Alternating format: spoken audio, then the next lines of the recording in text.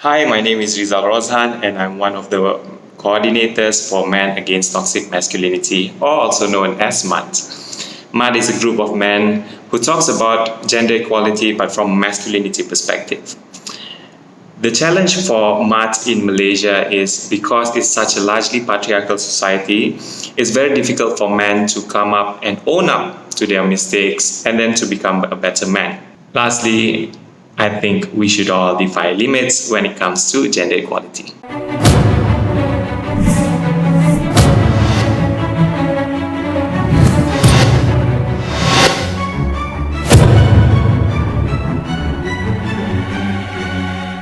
What I like about the interview with Hugo Tan was because I shared a lot of my personal stories, I really hope that a lot of men listening in would relate to it and somehow find solutions for themselves.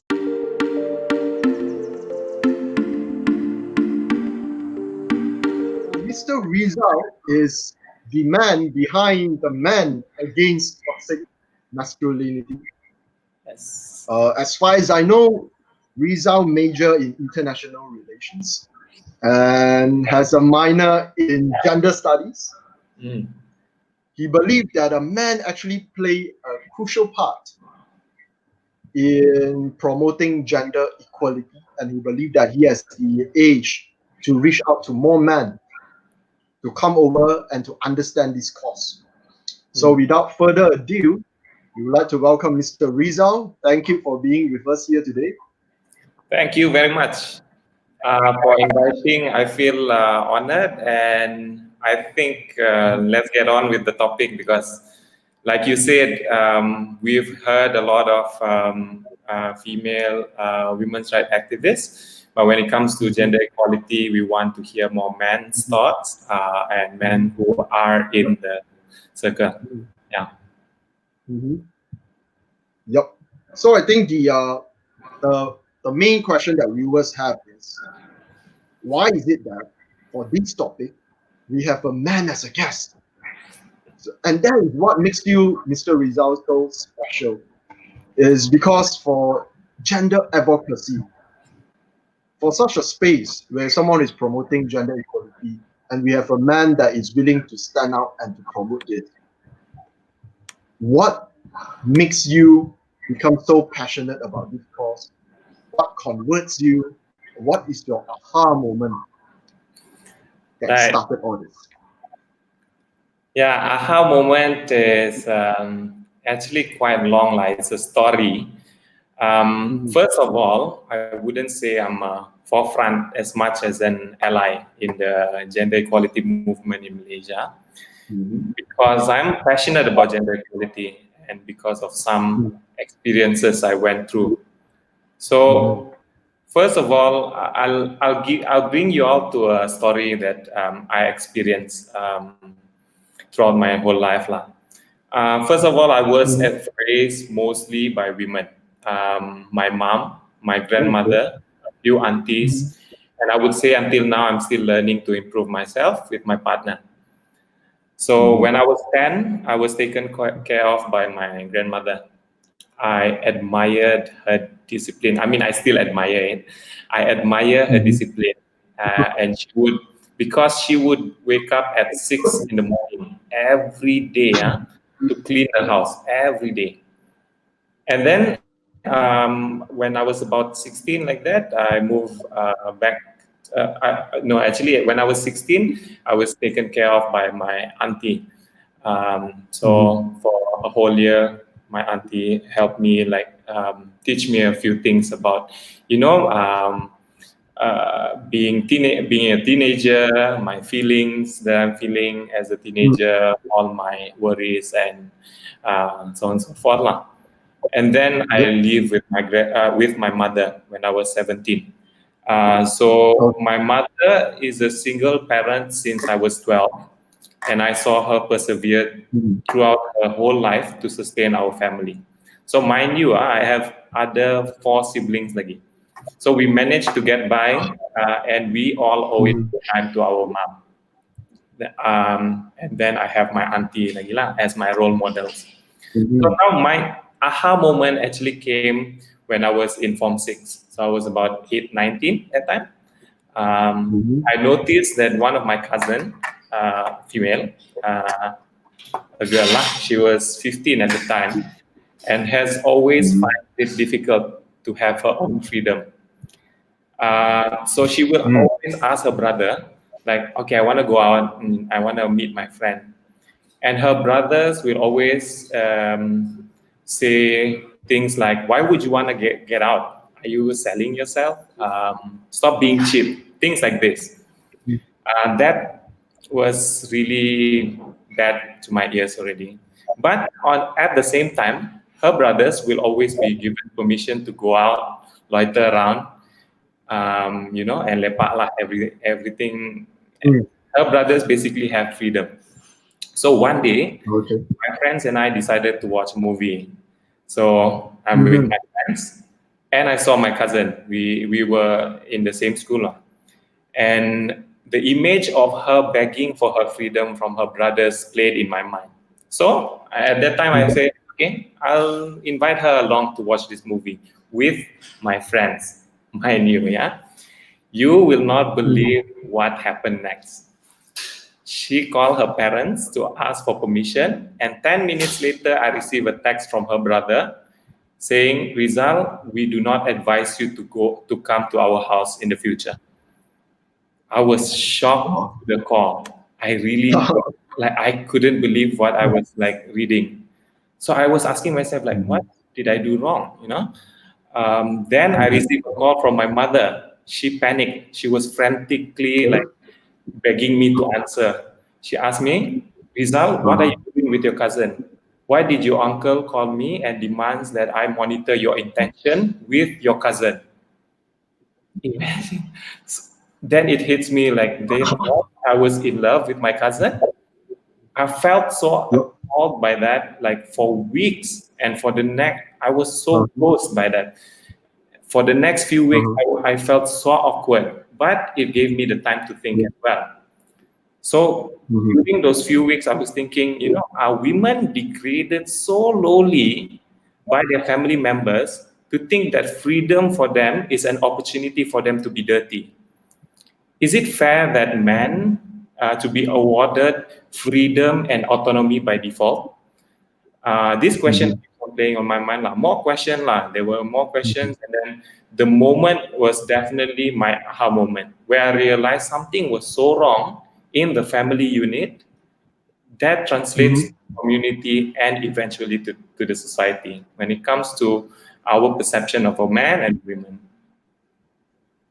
Yeah, so that's my aha moment.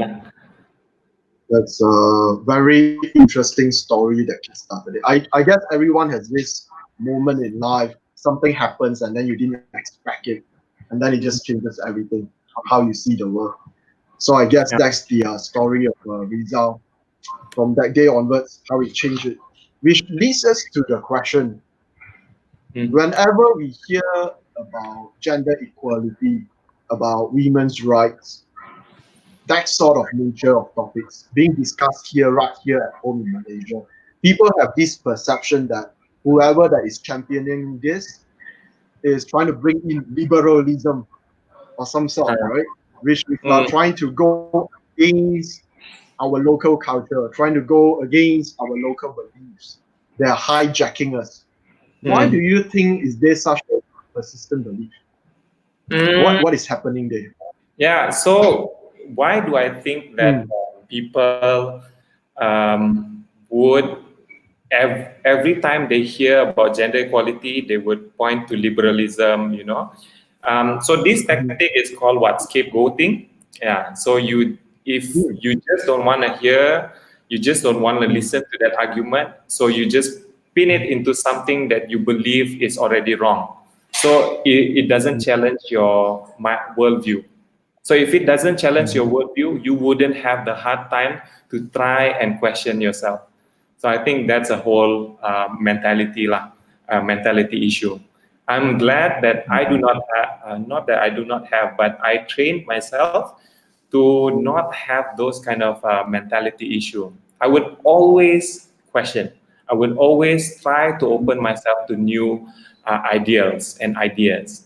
And even if the new ideal is, or the new ideas is, in theory, a fascist one, right? But if it made sense, and if it, of course, nothing fascist, it made sense. But um, if it can challenge my worldview, and I do feel like on certain very, very rare occasion it works, maybe I can change my view. Maybe at least I can agree to disagree. But people who don't have this exercise to be able to agree to disagree, to be able to open their mind, they always go to this tactic called scapegoating. So they will scapegoat liberalism, gender equality. So I think what has happened in Malaysia is liberalism has always been weaponized by certain political faction who would like control over their subject. Because we need to understand what is liberalism, right? Liberalism is a political and moral philosophy based on liberty. Liberty means freedom, consent of the governed, meaning people you govern, you have their consent, you have their basically trust to govern the people, and equality before the law. Equality before the law. That means everyone is of equal standing before the law, no matter if you're king or you are someone who works day-to-day jobs. Yeah. So for political sections that cannot deal with these opinions, these freedoms, this equality before the law, they see liberalism as a threat. So that's why their scapegoating is using liberalism as the buzzword.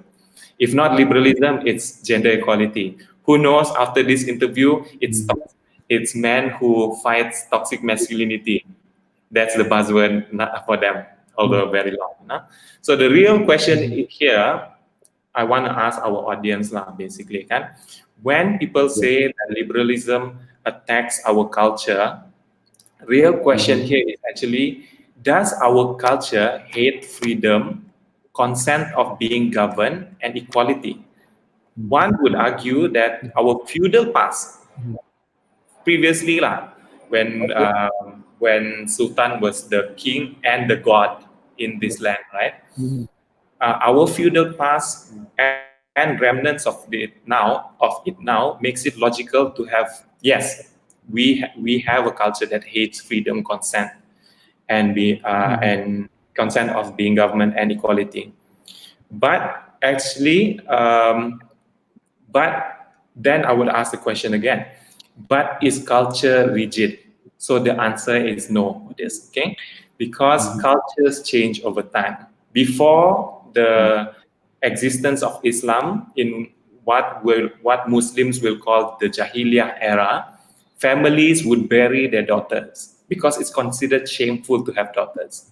In China and in India, once upon a time, bride burning was a big issue.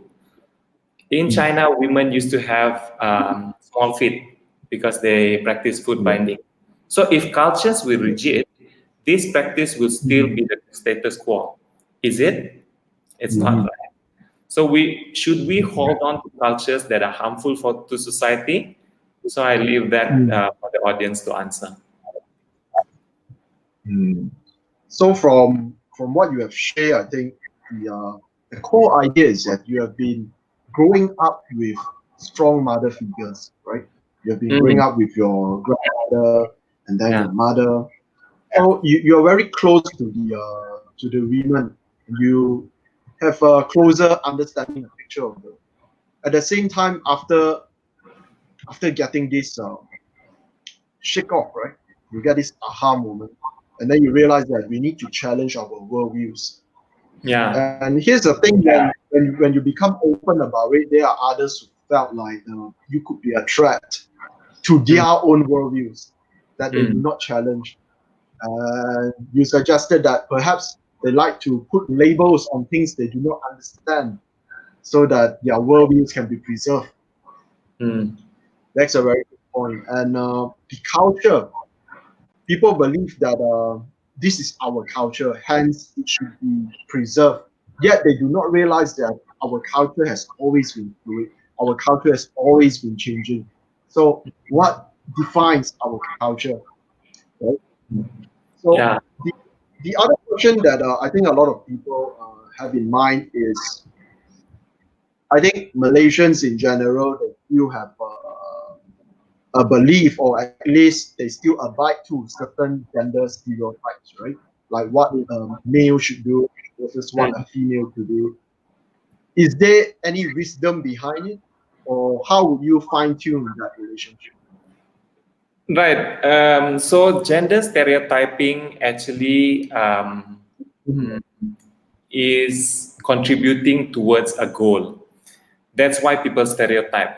Mhm. Like you said Mhm. earlier, um, uh, what if you manage to label something, you manage to Mhm. basically keep your worldview so that you don't break your Mhm. worldview. It doesn't hurt your head, it doesn't hurt your heart, it doesn't hurt your practice. But Mhm. if you challenge your worldview, it's going to change you, and that for a lot of people is really taxing. So for stereotyping in Malaysia, it really does serve a purpose. Like I said, for a lot of for some political factions in Malaysia, actually a lot, if not all lot. Mhm. Stereotyping helps them in order to make sure the subject remains a subject. The subject, they don't even need the consent of the subject because they can manipulate the subject anytime. Yeah, because the stereotyping helps them in their goal. So I'll give you an example. Yeah. Okay. So let's say party A, because I don't want to name parties. Yeah. Mhm. Party A likes to stereotype a certain race to be Okay. tamak, to like because they like to take all our resources. And because of Okay. this entrenched stereotyping, a lot of Mhm. their followers just follow whatever comes next from the mouth of this party A. Yeah, Mhm. so that has happened a lot, and you see it almost every day. If you go, you log into Twitter, you log into Facebook. That's the feeling right now in Malaysia. The racism is so I would say it's dangerous. It's at a dangerous level because they like to Mhm. label race Mhm. with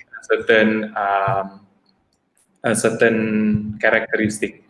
So going back to gender Mhm. is the same thing as well. Uh, they people like to put labels or put certain characteristic with a gender because it helps in controlling the narrative. It helps in controlling the subject. Mhm. Yeah.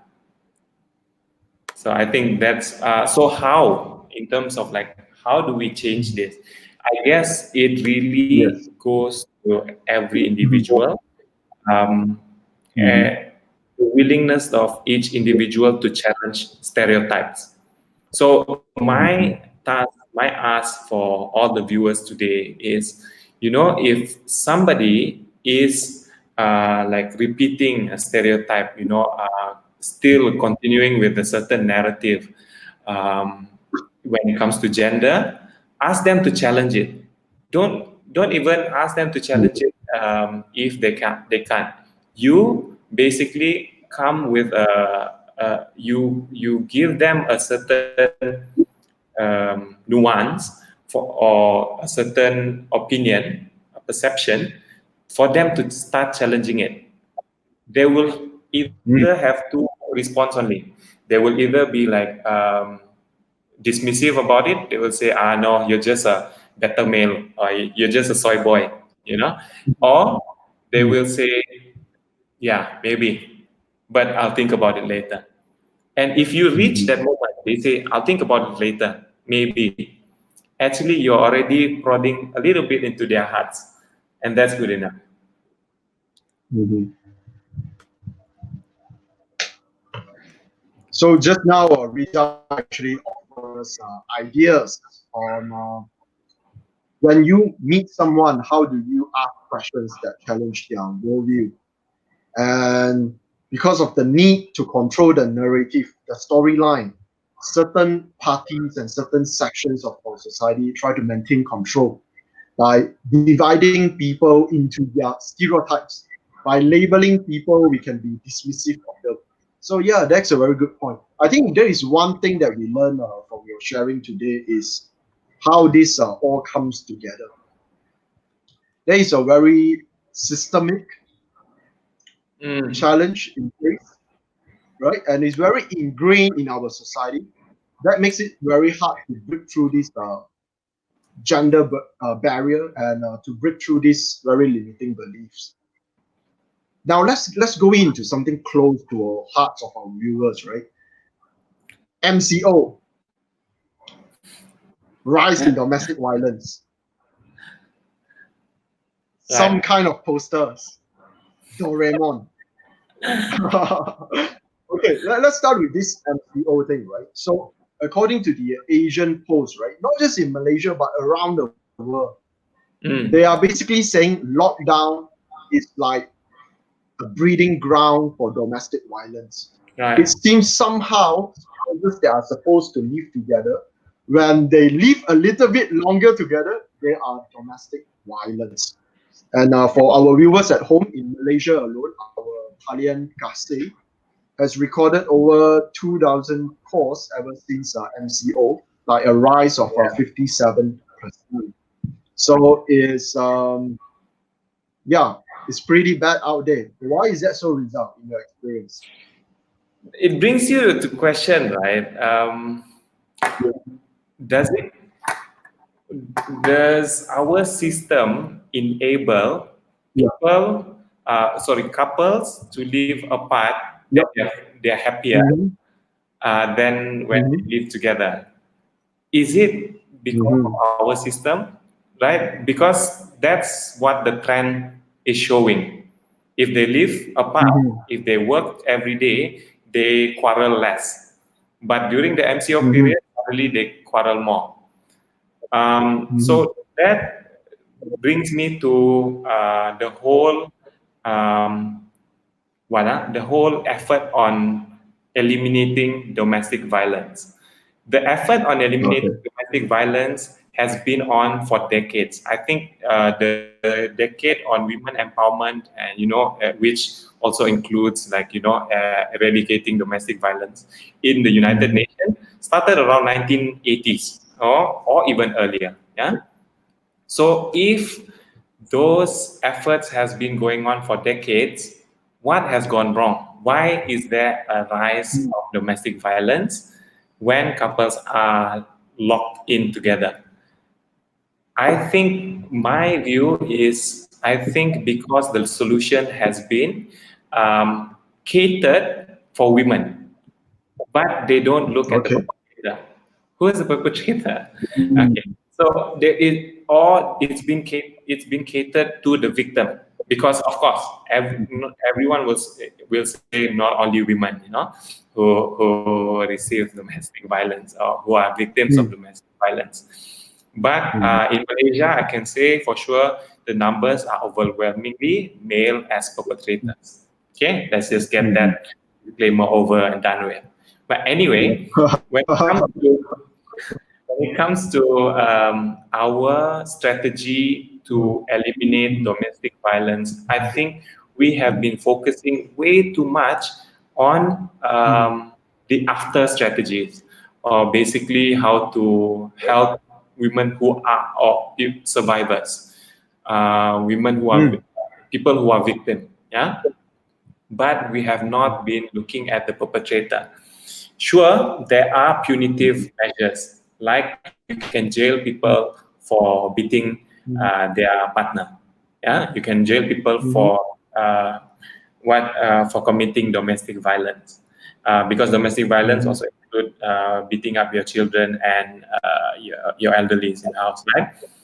But what efforts have there been in Malaysia when it comes to addressing the perpetrators? That actually brings me to the whole poster issue. what gets me so upset about the poster issue was it's not um, it's not even the Doraemon for me. It was because the whole ministry mindset was still thinking that the whole burden on making the family happy falls on women only. That the messaging was only for women. I know you're a women's ministry, fine, but your job is not only to cater to women. In order to bring gender equality in Malaysia, you need to basically create a shift in mindset, even how men look at gender equality. So that's why I came up with this basically a poster lah. I wanted to share my screen so that the viewers can see like the poster Sure. I came up with. Oh, yeah. Let's see if I can share screen. Share screen. Yeah. Okay. Not Chrome tab. Chrome tab is let's check. Okay, so this is the poster that I came up with. Like, oh, I wish I can zoom in more. This is Let one of me my see. activities in Men Against Toxic Masculinity. Anyway, this one is the poster. So in this poster, I was addressing men who is in this MCO period as well, and I want them to go through the MCO period better.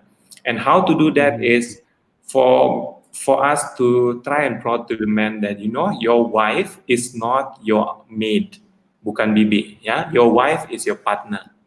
The makeup thing actually is a jibe towards the kementerian, because the kementerian said like you have to make up in the house.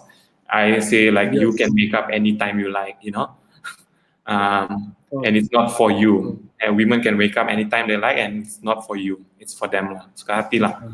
Respect. I think this is the main message: the respect, sharing of burden in the house, and teaching. Because you have this time, you have this moment to teach your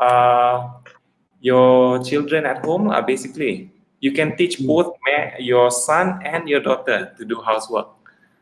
I think this kind of messaging for men is missing at the moment, and it's quite sad lah, because as you can see, 3 decades or even 4 decades of eradicating domestic violence, you cannot do anything. In fact, the impact is the other way around. So we need to start addressing men in this issue. Very interesting point. Now that we think about it, all our efforts has been, it's true. I mean, for all these abuse cases, we always try to help the victims after it happened. Like after it happened, so now here is the counseling hotline. Exactly. After it happened, is where you report it. But it's true, we never try to treat the cause, the root of how it all begins, right? Who is the one that is think upon all this? Yeah, that's a good point. That's a good point. And the second, please, before we go on further, I mean, I would just like give credit where it's due, So there are efforts basically to try and mitigate it from the start. So you have like kursus kawin for Muslims and Christians in Malaysia. You have kursus kawin, and you have like counselings even before any violence takes place. But the issue is, even in the counseling, patriarchal norms, entrenched patriarchal values are still there. So unless and until you can treat your partner as your equal, and the way to do it is basically to take off that patriarchal norms, entrenched value. Unless and until you can do that, you cannot reach to a point that man can fully accept what is an alternative masculinity, what is a masculinity that can save your family. Yeah. Great point. It's true, because like we have been talking, right? It's so systemic that this idea of patriarchy on how there is one gender that is superior to another, right? And there is like one dominant gender makes it very hard for people to coexist. And you also raise another great point. Just now you talk about the ministry effort in right during MCO. They put all the responsibility on the women. However, if you look at the ministry, it's actually the Ministry of Women, Family as well. So in this family structure, right, someone actually raised the point of they say that the hashtag is Wanita Cegah COVID.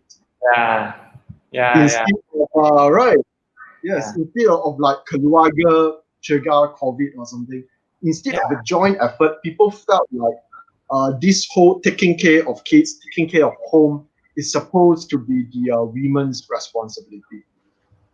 Yeah. So small details, but it exposed our mindset. Exactly. Interesting. I mean, this So goes back to the point. Sorry. Yeah. This goes back. This goes back to the point of like our country being a bit. I mean, some factions of people in the country being very controlling in terms of narrative. So this is where I'm going to get a bit contentious. Okay, so basically, the new government has came in and bringing in their strategy in terms of communication. Yeah, you need to remember the minister for communication is not someone who's there because of pangkat only. He deserves to be there. He's a smart person. You know who I'm talking about, Saifuddin Abdullah. Yeah, and he knows how to get to the heart of the people.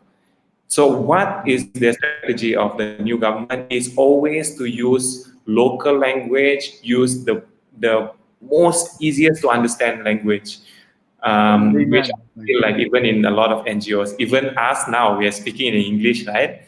Whether we are reaching out to the maximum number of people, which is very smart lah from the new government.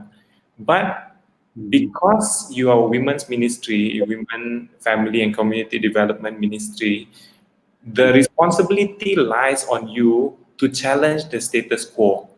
If you continue the communications to basically keep everyone at a certain level of understanding of gender, of community, that means I am starting to ask the question, are you incompetent? That's why you made the mistake? Or are you really insidious? You actually want people to keep the status quo. And that is even scarier for me. Because just remember Zaila, the Timbalan basically, Zaila, 1 week after being, Timbalan, she cannot give any guarantee when it comes to child marriage. She said child marriage may still that. Yeah, so that's why I'm not surprised, but I'm very worried. It's a question of, do they not know they for the error, or they know and intended it to be so? That's what makes it scary.